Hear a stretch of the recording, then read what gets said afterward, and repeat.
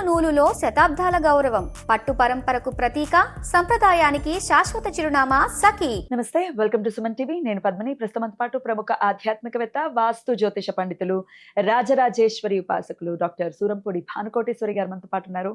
మాట్లాడదాం. మేడం నమస్తే. మేడం జై శ్రీరామ్. శ్రీమాత్రే నమః. శ్రీ గురుభ్యో నమః. ఇంటిని చూసి ఇల్లాల్ని చూడు అని ఖచ్చితంగా చెప్తూ ఉంటారు. అసలు ఇంటికి ఎంటర్ అవుతూనే పాజిటివ్ వైబ్ ఏదైనా మనకి ఇస్తోంది, చూపిస్తోంది, అబ్బా ఏంటి ఇల్లాలు ఎంత మహాసాధ్వి అని చెప్తోంది అని అంటే ఫస్ట్ గడప చూస్తే తెలుసు. ఏమండి, గడప ఎంత అందంగా కొన్ని ఇళ్ళల్లో చూస్తుంటే రెండు కళ్ళు చాలా లక్ష్మి అక్కడ ఆ గడప మీద కనబడుతుంటుంది. ఆ ముగ్గు కానీ ఆ గడప, ఆ శ్రద్ధ అద్భుతం. అది ప్రతి ఒక్కరికి ఉండాలి.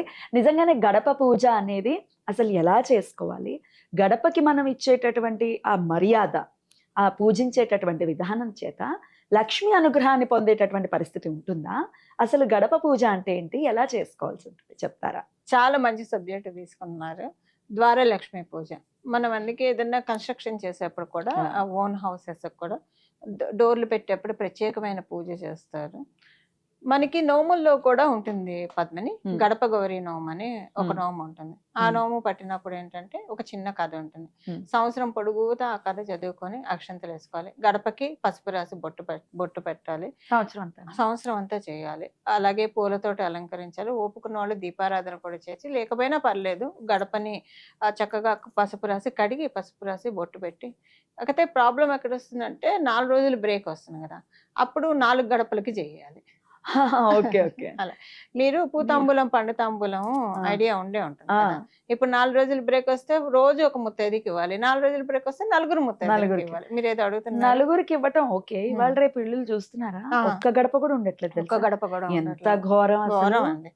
ఇది వరకు ఒకనొక సమయంలో, ఒకనొక కాలంలో, అంటే ఒక 25 సంవత్సరాలు వెనక్కి వెళ్తే గడప చాలా పెద్దగా ఉండేది. అరుగు ఉండేది, ఇంటి ముందు అరుగు ఉండేది. గడప కూడా ఎంత పెద్ద ద్వారబంధాలు ఉండేవి. అందుకే కదా గడప దాటితే గారెలు పంచేవాళ్ళు పసిపిల్లలకి. గడప దాటలేనంత ఉండేది. ఇంత పెద్దది ఉండేది గడప.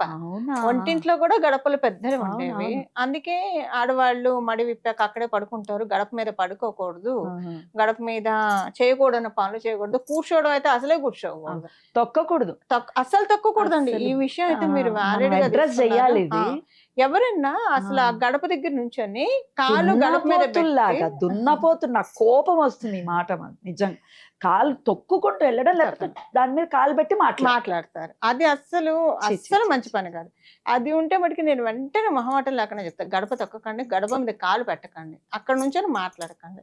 గడప దగ్గర అసలు ఇప్పుడు మనం ఇక్కడ కూర్చున్నాము, మన తల మీద ఎవరైనా ఇక్కడ వచ్చి ఇలాగ నుంచి అని మాట్లాడుతుంటే మనకెంత చికాకేస్తుంది. మరి అలా గడప దగ్గర ఎలా మనం చేస్తాం? అలా చేయకూడదు. గడప దగ్గర మనం మాట్లాడే మాటలు కూడా జాగ్రత్తగా మాట్లాడాలి. గడప దాటుతూ ఏ అమంగళాలు మాట్లాడకూడదు. గడప లోపలికి వస్తూ కానీ బయటికి వెళ్తూ కానీ మంచి మాటలే మాట్లాడాలి. సపోజ్ ఇంట్లో నుంచి మగవాళ్ళు బయటికి వెళ్తున్నారు అనుకోండి, ఎగ్జాంపుల్ కి బియ్యం అయిపోయే తేవాలి ఇలా కూడా చెప్పకూడదు. అయిపోయా తెస్తాం అన్నట్టు వాళ్ళు వెళ్ళకూడదు.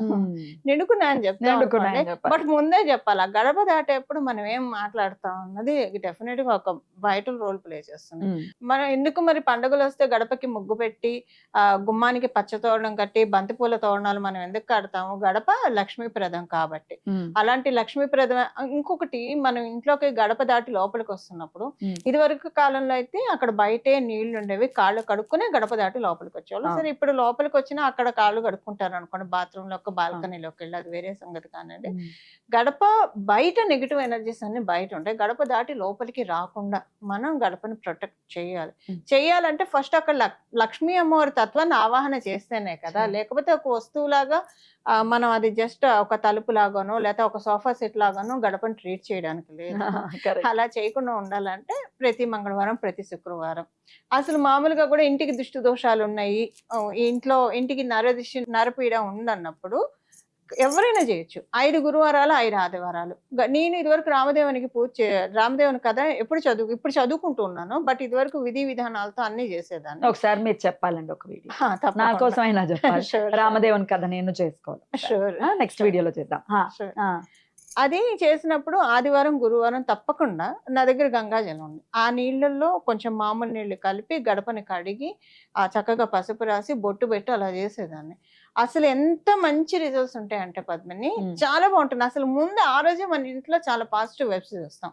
అలా అది అలవాటు అయిపోయి నాకు ప్రతి గురువారం ప్రతి ఆదివారం అదే గడపకి పసుపు రావడం అలవాటు. ఇప్పుడు అంటే ఒక్కొక్కసారి ఓపీలో అయితే ఆదివారం అయితే గురువారం ఒక వారానికి ఒక్క రోజు అయితే కంపల్సరీ మనం గడపని కడుక్కొని రాసుకోవడం ఉంటుంది.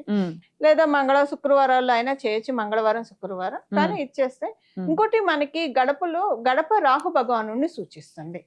అందుకే పొద్దున్నే లేచినప్పుడు గడప మీద కాస్త నీళ్లు జల్లితే కనీసం మనం తుడిచి ఇచ్చేయాలని అలా నీళ్లు జల్లినా కూడా మన మైండ్ కామ్ డౌన్ అవుతుంది. యాంగ్జైటీ ఇవి పెరగకుండా, ప్రెషర్స్ చాలా ఉన్నాయి కదా. ఒకప్పుడు జీవన విధానం వేరు, ఇప్పుడు జీవన విధానం వేరు. ఒకప్పుడు జీవన విధానంలో అంత ప్రెషర్స్ ఉండేవి కాదు. ఏదో మగవాళ్ళు బయట పనులు చేసుకొచ్చే వాళ్ళు, ఇంట్లో ఆడవాళ్ళు ఇంట్లో పనులు చేసుకునే వాళ్ళు, అలా సాగిపోయేది వాళ్ళ జీవితాలు.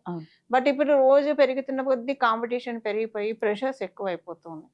ఇలా చేస్తే కనుక ప్రెషర్ కమ్ డౌన్ అవుతుంది. మామూలుగా జన్మ జాతకంలో రాహు యొక్క దోషాలతో ఇబ్బంది పడుతున్న వాళ్ళు గడపకి రోజు పూజ చేస్తూ ఉంటే కనుక అవి కమ్ డౌన్ అవుతాయి. రాహు భగవానుడు అమ్మవారి దగ్గర తల ఉంచుతాడు. ఆయన ఎవరి దగ్గర తల ఉంచడు, అమ్మవారి దగ్గర తల ఉంచుతాడు. గడప గౌరీ కాబట్టి గడప గౌరీగా భావిస్తూ మనం రోజు చేసుకుంటే, రోజు చేయకపోయినా వారానికి ఒక్కసారైనా సరే చేస్తూ ఉంటే కనుక డెఫినెట్ గా కమ్ డౌన్ అవుతాయి పద్మిని. ఓకే ఓకే, అద్భుతం అండి. ఖచ్చితంగా గడప గౌరీ వ్రతంలాగా కూడా చాలా మంది చేస్తూ ఉంటారు సంవత్సరం పొడుగునా. ఇప్పుడు మీరు అన్నారు కదా ఇందాక, సంవత్సరం పొడుగునా ఒకవేళ చెయ్యాలి అనుకున్న వాళ్ళు అడ్డొస్తే 4 గడపలకు చేయాలి. 4 గడపలు ఇప్పుడు అవైలబిలిటీకి లేదు. అప్పుడు ఏం చేయాలి మరి?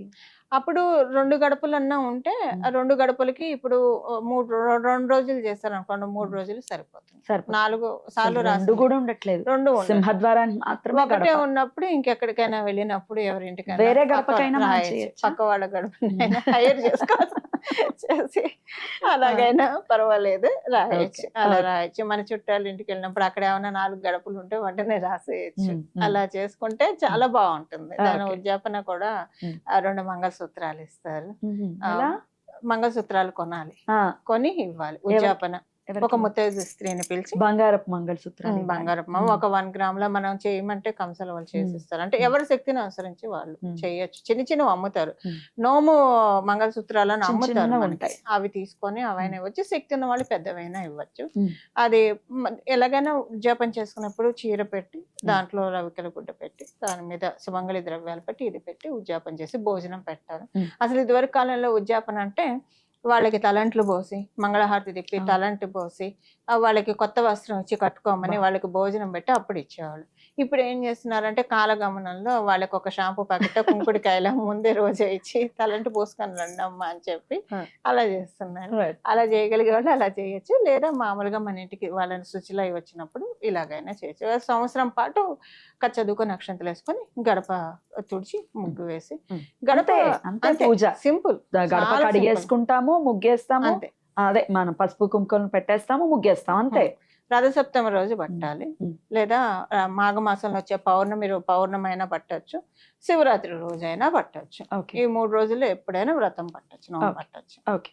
మరి మధ్యలో ఏదైనా అశౌచం వచ్చింది అనుకోండి, సూతకన్య ఇంకా చేయకూడదు, ఆపేసేయాలి. మళ్ళీ పట్టాలి నోము. మళ్ళీ పట్టాలి.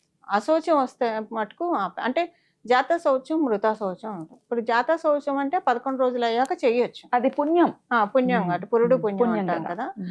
మృత సంవత్సరం వస్తామటికి ఇంక చేయకూడదు. వాళ్ళకి సంవత్సరం పాటు అవి మాసికాల సంవత్సరం చేయాలంటే మటుకు ఇంకా అది ఆపేసేయాలి, మళ్ళీ మొదలు పెట్టుకోవాలి. కొంతమందికి ప్రెగ్నెన్సీ వస్తుంది, అప్పుడు కూడా ఆపేసేయాలి. ప్రెగ్నెన్సీ అప్పుడు కూడా ఆపేయాలి. ఎందుకంటే మనం 5 నెలలు అయ్యాక ఇంకా చేయకూడదు. అంటే ఇప్పుడు అత్తగారు చేసుకుంటుంది అనుకోండి, కోడలికి ప్రెగ్నెన్సీ వచ్చింది అనుకోండి, అత్తగారు చేసుకోవచ్చు కదా.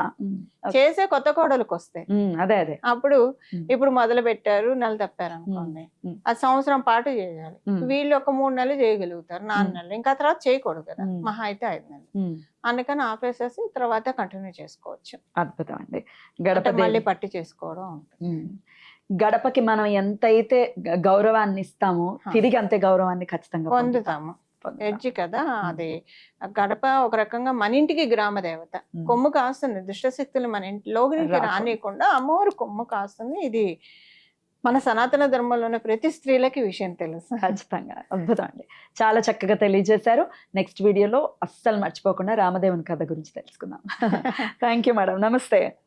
మంగళం. నమో భగవతే వాసుదేవాయ. జై శ్రీరామ్. జై శ్రీరామ్.